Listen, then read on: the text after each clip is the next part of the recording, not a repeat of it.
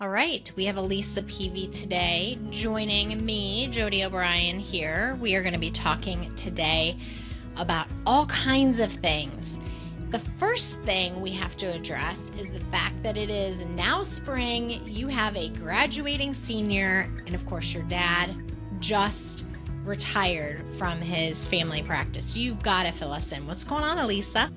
Yeah, it has definitely been busy. I think I felt like we tried to schedule at least 3 times, maybe more than that to get this done. So, We got it. yeah, We it's got just, it. yeah. It's just been a few weeks longer, but no, it has. It's been great. It's been really busy. My dad, after about 30 years of being an OB-GYN in the community of Ontario, Oregon, recently not retired, but semi-retired. He's doing some like locums work and things like that. But he retired, and so we had a big party for him and had everyone to celebrate. And it was really cool. There were docs who flew really from all over the country. We had people from Florida and people from Arkansas and up in Washington, and it was really neat to see all the support and everything. That's amazing. So, what is it that you admire about your dad? Oh my gosh.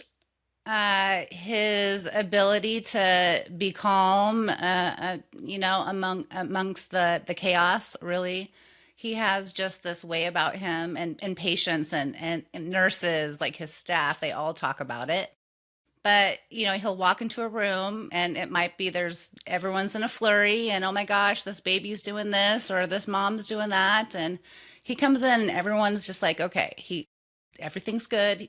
Dr. Mayers, is here, and the situation is going to be, taken care of. So definitely that, just his ability to be such an influence in a room like that. But honestly, he's one of the most compassionate physicians, truly, that I've ever known. And I don't say that biasedly. I say that truly as just someone who's been his colleague, someone who's worked with him. He cares about his patients, his nurses. He's just really, he's kind and he's good and he just wants to do the best, all around for everybody. So, yeah.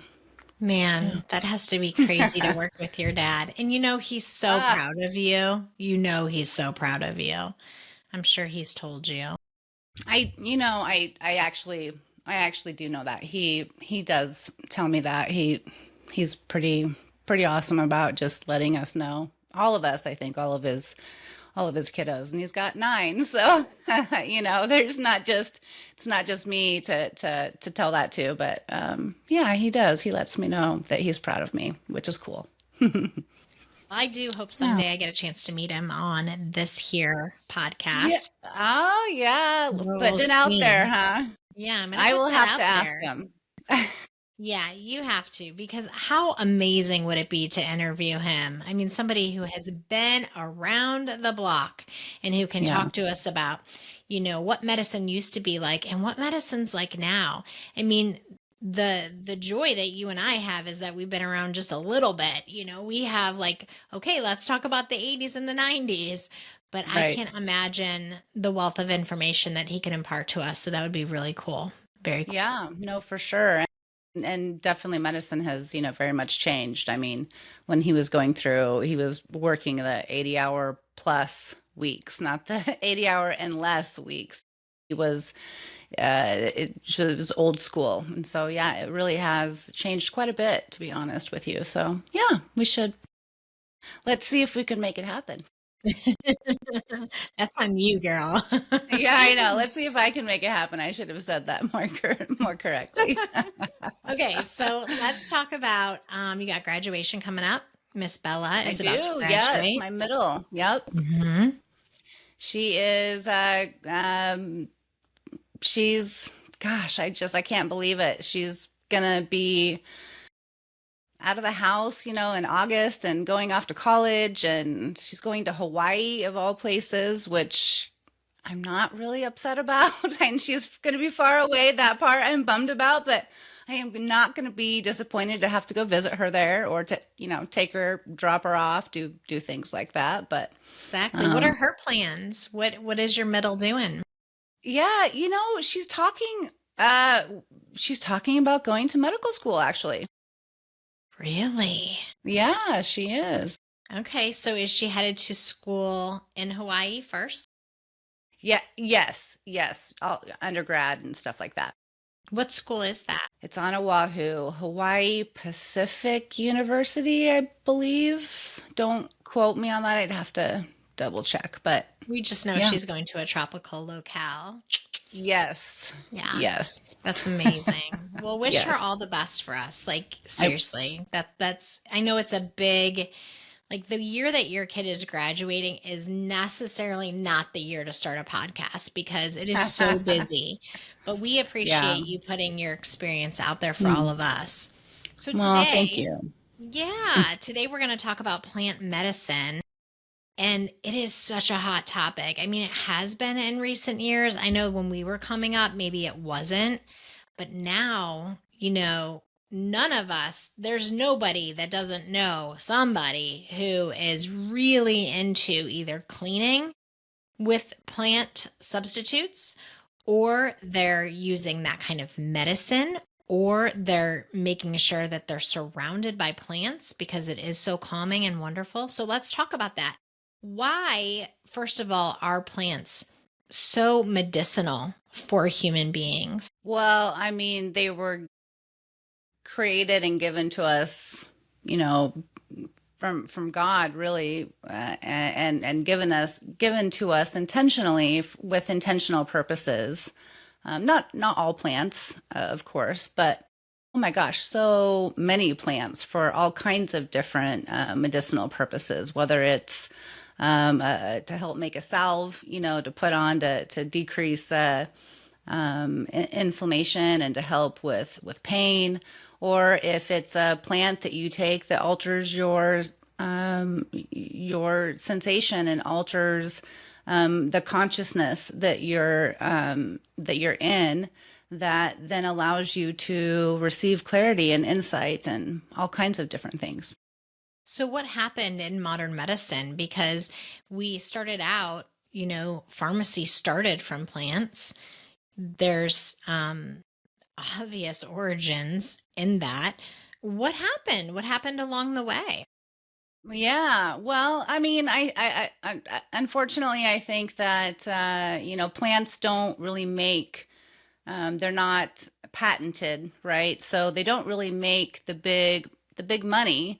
And I think what happened is they kind of got moved aside, and if you're able to patent something and make money off of it, obviously people are going to be much more prone to do that, and for studies and everything else. They're not going to necessarily study plants. They're going to do studies on their products so they can make the money. But they're still being used and they're still amazing. And we definitely have a percentage of the population that understands this and looks for it and wants to utilize these for a variety of different reasons.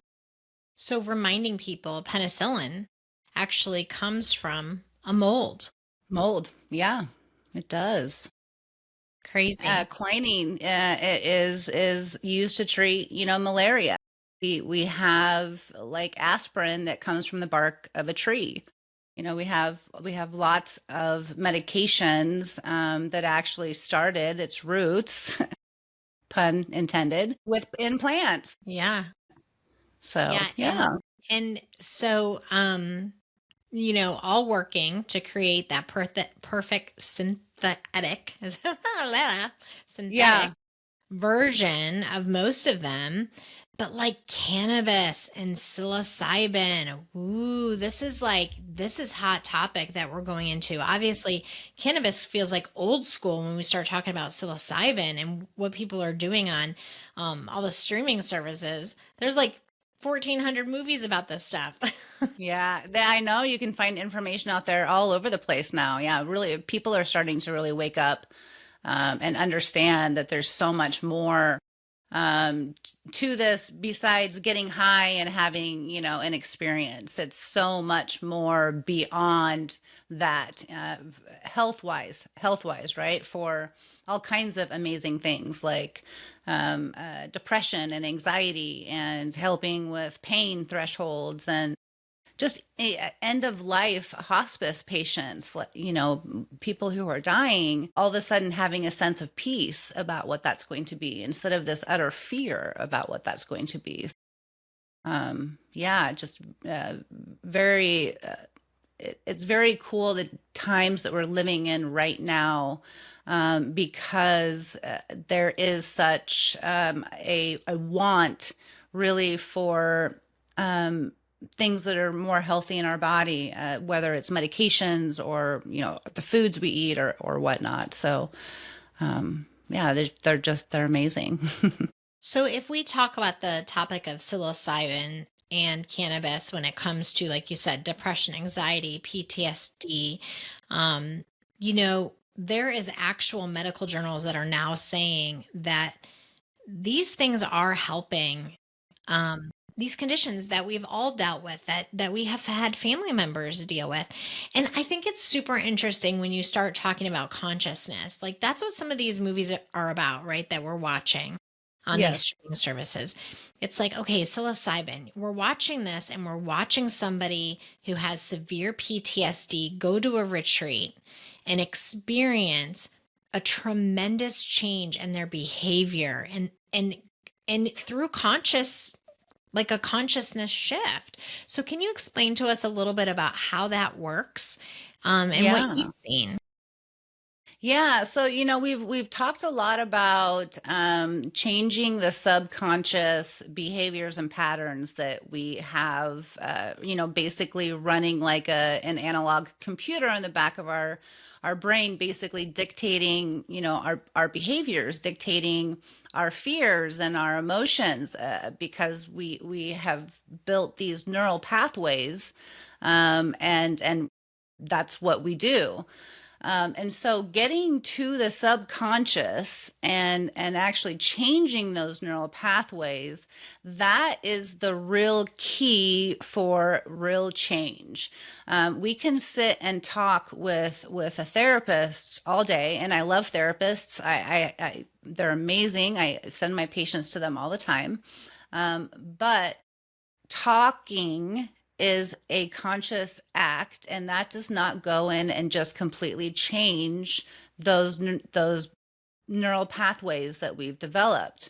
And so plant medicine, or specifically, the ones that alter our consciousness, bypass the conscious aspect and get into the subconscious aspect of our brain. And so we're able to be in a conscious realm where we can see things a little bit more clear. We can make sense of them. We are able to release and let go. It's a little bit more powerful, because that has essentially taken the gate down, and so it's just so much easier to make a lot of these changes that we're seeking, by utilizing some of these incredible plants.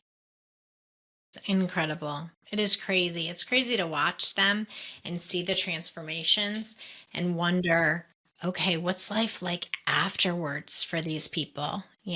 As they develop these new neuro pathways, how do they go back to life? And a lot of them talk about how their addictions were broken. Like, it doesn't have a hold on them anymore. Many Yes. more were talking about how anger, like the anger that they held on to for so many years, has just gone. It's just gone. And we watch the transformations there on TV. We watch them cry, and come to a sense of themselves that they've never tapped into before. So it's Yes. pretty cool. It's pretty cool. Yes. But it's not all just funky medicine. I mean, we're talking about using plants to help those with cancer and on hospice.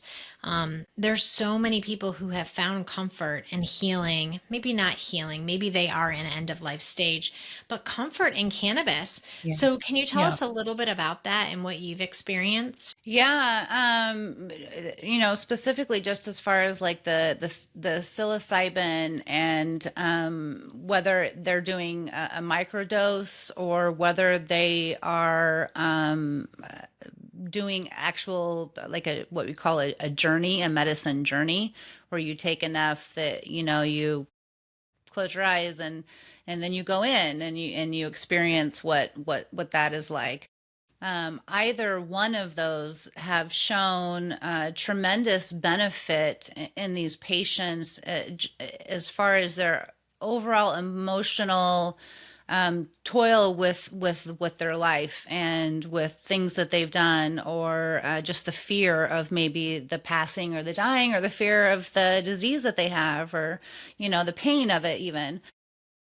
And actually, there has been shown benefit in their levels of pain. So whether that is because it helped decrease their anxiety, and helped with their mood, maybe that was the benefit, or maybe there is some other aspect of pain relief that they're getting, maybe through receptors or something. I'm not really sure, but it's pretty tremendous, to be honest. And that is why I do the retreats. That's why we do those sorts of things, because they are so powerful. I've both had impact myself with my own experiences, as well as helped facilitate and be a part of watching other people really make and take some huge steps forward. People who've struggled with stuff for years, and all of a sudden they go through a process or spend a week down in Costa Rica with me or something, and it's life changing. Really and truly, it really helps to clear and let go of a lot of that pain and the trauma that we undergo. Amazing. And all Yeah. given to us right here on our land for the picking. It's just right here. Yes. Well, Yes. Yeah. I know that I- some of the notes that you gave me were really fascinating. Like the Journal of Psychopharmacology finding that after one session that it reduced anxiety and depression and noted long-lasting effects. And this was somebody with cancer, someone, some people with cancer. That kind of study in a journal, in a medical journal, is going to make anybody, stop, take pause, and take note. I mean that things are changing. One thing that I wanted to talk to you about was, let's see, just real quick. There was another study that showed that psilocybin is beneficial for cluster HAs and people who self-medicated. Can you explain that? Cluster headaches, yeah. Cluster It headaches. it Okay. so I mean, to be honest, that's not a great study. So it was like after the fact, they saw that there are all these patients who had been suffering from cluster headaches, and then they started taking or self-medicating with the psilocybin. Their headaches were getting better, but still they have enough people to show that there was a benefit. It to me tells me we should go do more studies like this. We should actually get the randomized, double-blinded, controlled studies on the real deal, not just the synthetic version, but on the real deal, and really see the benefit that these can have. Okay, so let's talk about something fun, which, I'm a flower lover and I love my plants. The lotus flower. Explain that to me. What do you know about this beautiful lotus flower? We see it everywhere when Yeah. it comes to spas and retreats. Yeah. No, the lotus flower actually is a very heart-opening plant. So, you can actually use it prior to doing a meditation, prior to breath work. prior to a medicine ceremony. It helps open up that heart chakra, and kind of really it helps augment the effect of whatever it is that you're going to be doing. And it's very relaxing. Like you just feel super chill. If you have a good tea, a lotus tea, or sometimes you can get lotus flower in a little capsule. There's different ways, but That's what I was going to ask you. I'm like, okay, so do I stare at the flower? Like, what do I do with it? Okay, I you just, gotcha. and yeah, through like the waves, it's just going to transmit to you. No, I mean, yeah, you ingest it, either through a tea or in a capsule or something if it's been crushed. Okay, Yeah. awesome. So plants in Mhm. our home, like I started collecting plants a few years ago. My mom, she was in the 70s, man. Our house was full of them. There were spider plants everywhere. Now, as a collector myself, I think I've said this before, digging in the dirt. Like it's my favorite thing to do. It is so relaxing, and spring is such a good time for me. It's probably my favorite season because I do get to get in the dirt and transform like this terrible landscape into something beautiful. But tell me, what do plants do both inside our home, of course, or if we're enjoying them outside? Yeah, no, plants are just wonderful as they lighten the environment. They help as far as oxygen exchange. There's several plants that help and kind of detox and freshen the air, like rubber plants and ficus, and I there's a few others I can't remember off the top of my head, but it's amazing what they can do just for the mood of a place. And just as an example, in my office, we moved like a year ago to a different office, and so my current office has no windows in it, and my other office did. And I had my plants right in the window, and I just loved them, and I looked at them, and they made me really happy. But when we moved to this office, I tried to just do grow lights, and it wasn't quite the same. So I moved them right outside my office, in the windowsill that where all the nurses sit, and I see it right as I come out my door. And every single person that walks by, or even just the nurses themselves, they all talk about them. They all love them. They're growing like crazy. They've added a few more. It's just become like kind of this, you just Yeah, look, you see them, makes me it's a smile as I haven. walk by kind of thing. I mean, I can't, Yeah, it's hard to explain. There's just, they make me smile. They make me happy. I know. It's They bring funny. life. They bring life into Yeah. a room. And Yeah. it's difficult when you don't have windows to be able to bring that life in. And it's like, what can grow? What can grow with no light? Let's Yes. brainstorm. I know I've been there. Yes. The plants behind me, it's funny. My story is that there's no windows really in this office. There's like a window, a door that has a window, and there's light like way, like, 15 feet away. It's not helping these plants. So every Friday I take them out and I put them in the windowsill, and then I bring them back in for You the bring them week. back. I do. They're like my little buddies. Yeah, I love totally. that. Yeah. But I I mean, mean, my yeah. kids make fun of me when I come home from work. Almost every day, I have to go walk by my plants. I go look at all the new growth, and I have plants in every room. I don't know. I think I probably have like 50 plants in my house. So I have to go by all of them and look at them, and, "Oh, do you need water today?" It's actually quite funny. And Brian laughs because he's just like, "I just love it because you can tell how happy it makes her." You're such a plant lady. I am, I I am, I am. I know. love I them. know. I am too. And here's the deal. Like for the longest time, I was killing all my plants. And so how I know, this is something that I just came up with in my head, but if you look at the health of someone's plants, you know how they're doing from Yes. a spiritual, emotional, physical perspective. So if my plants are doing well, I'm like, okay, girl, you got it together. You're not overwatering. I'm not killing them. At one point, I was killing everything. And Yeah. so it's a huge feat for me Yeah. to be able to see growth and for my Yes. daughter to say, Mom, those are really growing. Oh, I know, Mom. Isn't it amazing? I can grow something. Like my thumb is not black.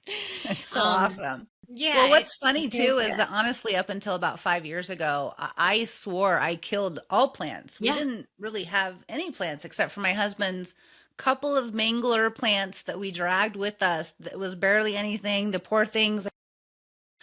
I was horrible. I was not a good plant mom at all. And that has really come in the last, like you said, in the last 5 years. I do. There is an aspect, very much so, of that plant health. How you're doing it. It's reflected for sure.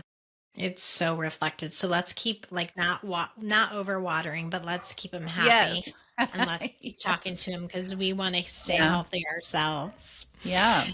So, um, therapeutic dirt.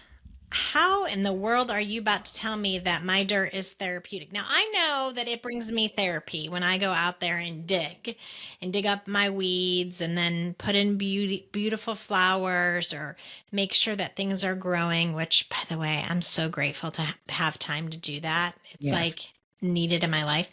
But tell me about therapeutic dirt. Like, Well, I seriously? mean, dirt has natural ions in it that when we put our hands and feet and touch and actually dig, it helps to energetically balance us. So it's called grounding. I don't know if you've heard that term before or not, but it's a real thing, and we have science, that supports it. And people, like, there's grounding sheets where they get sheets and they sleep on them at night, and it's very similar to what you're getting from the dirt itself. It's amazing. It's actual energy. I know I do Yes. have a grounding mat actually, and you plug it into the wall, and I'm like, oh dang it, am I gonna electrocute myself? I mean, this is somebody I'm trying to learn this stuff, you know what I mean? But the ions and the energy and all of the things that you just don't even realize what's happening. I mean, there's circuit boards around us that we cannot even see. What have you found when you do tell this to your patients? What have you seen as beneficial for them? How have you seen a change? Would like as far as doing grounding or using grounding methods, is that what you're asking? Yeah. I mean, basically just that, like, they're sleeping better. They feel more emotionally balanced, if that makes sense. Just less ups and downs, a little bit less, angst and things like that.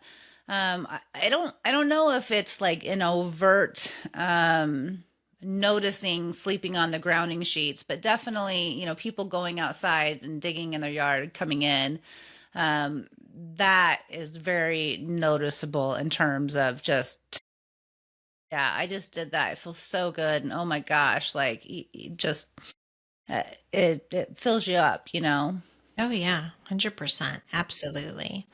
I love to one of the notes you had was like multiple studies showing that they increase productivity being around like plants and that kind of thing. Yes. Creativity, you feel lighter, like you said, happier, more productive. It improves More the quality. focus. Yep. Yes, improves the Yeah. quality of your air like we talked about. Um, so here's a whole other subject that, man, Elisa, we could dive into it and talk a whole Mhm. episode about this, but We could. I have several friends who clean only with plant-based chemicals. Explain to me why I should be using plant-based maybe instead of, squirting my Clorox toilet bowl cleaner in the toilet, sniffing it up and cleaning that bowl. Yeah. Yeah. I mean, I think, and not all, they're not all created equal. So just because it says plant based, you really want to look at the back and see what's actually in it. It might have some plant in it, but it could also have a whole bunch of other stuff. But as a general rule of thumb, if you're getting a plant based product that is strictly from all completely organic products or whole products, meaning that they're not manufactured or I'm sorry, not manufactured. What's the word I'm looking for? Why do I do this with words? I'm so funny sometimes. Um, Added, if they add different ingredients, things like that to it, that is not from I hate using the word natural either because that's not a great word, but I guess an organic product. What it's doing in our body is it's not biodegradable. It's actually causing all sorts of disruptions in potentially our hormones. It's causing changes or increasing chances or problems of us developing breathing problems, respiratory issues, allergies, pH imbalances, all kinds of things. So like Castile soap in and of itself, as an example, this is made from hemp. This is a biodegradable product. I love it. It's hypoallergenic. It doesn't have, false scents or other things that are artificial. I guess that's a good word to use, artificial. And I mean, you can take it out camping. Like it's not going to harm the animals. If it gets in the water, it's not going to harm the fish. It's actually able to be recycled, if you want to call it that, back into the earth. And we definitely cannot do that with bleach, right? You go pour some bleach outside on your grass, what's going to happen? It's going to die. So I think that's the biggest difference that if we're really talking about plants versus, bleach or Tide or other things like that, just what they are causing in our body can be major problems for a lot of people. Mhm. And people don't even realize that that's what, they're reacting to. It's kind of like red dye being banned and what's happening in West Virginia and how they're taking out all those additives, all those colors out of their food supply there in West Virginia. Yeah. So if I was to ask you for a name of a product that you enjoy, or similar product type that you enjoy from many different areas of your home, do you think that you could answer? I definitely, yeah, I think so. Let's see if I can do it. All right. Quiz time for Peavey. All right, here we go, Peeves. What do you think is a good solution to clean your countertops with? I personally use my On Guard, and they actually have one that you can buy like a spray, but I don't do that. I just take several drops and put it in water, and I spray my countertops and wipe them down with that. Okay, cool. She's a doctor. We're going to listen to her, people. Okay, you are drying your clothes. How do you go about drying your clothes? What do you use? Yeah, so fabric softeners in and of themselves, that's probably one of the worst products that we have out there. It has things called quats and phthalates that really wreak havoc on the body systems. I think a lot of people who are dealing with maybe allergies, maybe asthma, breathing issues, or even cancers, hormone related cancers, things like that. These products in fabric softener specifically can really, really either lead to them, add to the problem, or make it that much worse. We haven't even talked about eczema, and I know that's huge for people. They deal with eczema so much, and Yes, harsh chemicals do wreak havoc on them. So, they what in the do. world? Dryer balls? Yeah. Yeah, so I use, yeah. I love dryer balls. They just help kind of pound out all the all the stiffness from it. But I mean, I like my clothes to smell good, and I do want my clothes to feel soft as well. That's important to me. It's important to my kids, and so I get a fabric softener from a place called Rustic Strength. It smells great, and my clothes feel really good. I do use Meyer's fabric softener every once in a while, but for the most part, it's the rustic strength. That's awesome. Yeah. Okay, and so we talked about, let's see, countertops. We didn't talk about floors, but do you use On Guard to clean your floors as well? No, no. The floors that we have, we can't put that on there. It's like a specific floor. So basically, we use a little bit of apple cider vinegar and a little bit of water. Really? Okay. Yeah, yeah. Simple. Awesome. Um, let's see. What about, oh, we did talk about fabric softener, I guess. You have a couple, actually, you don't know it, but you have a couple recipes here that I can share with people. Yeah, you There you could make go. a fabric softener if you wanted to. Make one. Equal Yeah, parts white vinegar plus 10 to 15 drops of essential oil and water, or 40 drops of essential oil, a half a cup of baking soda, and 2 cups of Epsom salt would work as well. One thing we didn't talk about was what you use for detergent. That's a big one. It's easy to go buy the pods. What do you use? I use EOS from Costco actually for the detergent. Okay. That's Yeah, a new one, right? yeah. I do. I have some rust. Actually, I just bought a huge. I haven't tried it yet. It's still sitting upstairs untapped. I have a huge thing of rustic strength detergent. I wanted to see if how well it worked, but typically, yeah, I buy from Costco. Okay, quickly, let's talk about really quick. I know that you call it is it EOS? How do you say it? EOS, yeah, EOS. I saw that that's the they have a Costco one. new, yeah, and I saw that they have a Yeah. new lotion out too, Oh, which is plant-based. So quickly about lotions and perfumes. We've talked about perfumes before, but lotions and makeup. Like, yeah. how do you even avoid that stuff that's not plant-based on the market? Like, how do you even go about avoiding all that? Yeah, I mean that's a great question. I personally I wear makeup um uh, every time I film this and maybe once a month more. Like I mean Yes. never wear makeup. You are Um beautiful. You don't even need it. I do. My makeup is organic though. And you're going to ask me who it is, and I can see the container in my head. And of course, I just cannot, off the top of my head, I just That's can't okay. think of. We don't need any Anyways, sponsors for this yeah, show. but Don't worry about it. but my mascara isn't. Yeah, I know there's some really good makeups out there. That's actually one area that I lack in because I wear it so infrequently that Yeah, for I sure. have For good sure. lotion, like a good lotions, nothing it's all hypoallergenic.